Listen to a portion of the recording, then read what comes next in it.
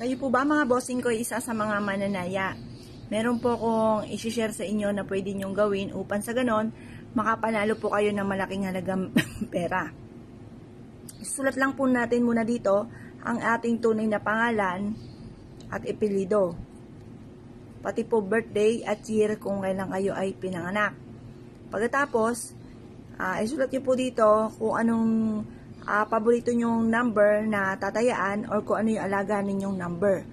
Ako po, ang susulat ko po ay 758. Tapos, yung edad ko po ay 41. Tapos, ang edad po ng aking mister ay 43.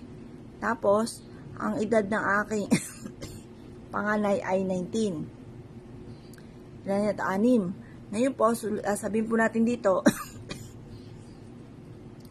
mananalo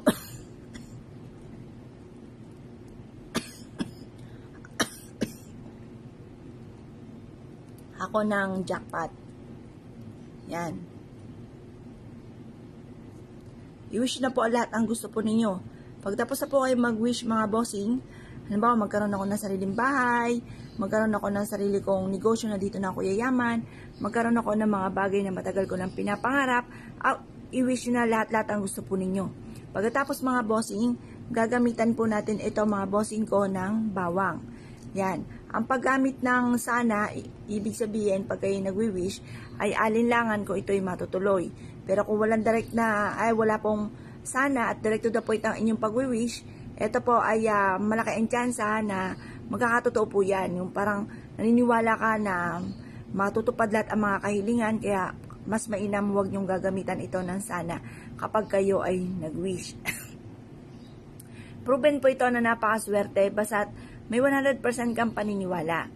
Basta't pa ikay gumawa ng ganito, naka-mindset na sa inyo na simula na ito ng tagumpay po ninyo. Makakamit lahat ang mga pinapangarap. Ngayon po mga bossing, hindi lang naman sa pagtaya-taya tayo maaaring yumaman. Pwede po tayo yumaman sa pagninegosyo, sa hanap buhay, malay nyo ma-promote po kayo, or kaya po ano pang maaaring pwedeng maganap na may kaugnayan sa pera. Hindi lang lagi sa pagtaya. At syempre, ito ay suntok sa buwan, parang minsan, parang sa dami-dami ng tao dito sa mundo, isa lang ang tao mananalo, or kaya po yung mga ilan-ilan lang at hindi lahat. Kumbaga, wag natin dito kakaririn.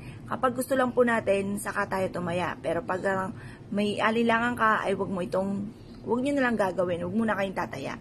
Kasi importante yung malakas yung fighting spirit nyo para gumana ang ating law of attraction, para matupad ko ano man ang ating hinihiling. Ngayon po mga bossing, kung kayo po isa sa mga mananaya, gawin nyo po ito ng umaga mga bossing mga 6:30 or kaya po alas 7. Matatapos kasi ibibilad pa natin to hanggang alas 8 ng umaga. Proven po ito at i-mindset nyo na kayo magiging matagumpay, makakamit nyo lahat ang mga pangarap po ninyo at i-aadya kayo nito kung sa lagi kayo suswertihin. Tupiin nyo po ito mga bossing ko at iipit nyo po ito sa inyo pong altar. Ang dulot nito ay swerte. Kaya kung kayo po naniwala mga bossing, asya mga bossing, good luck po sa inyo po lahat.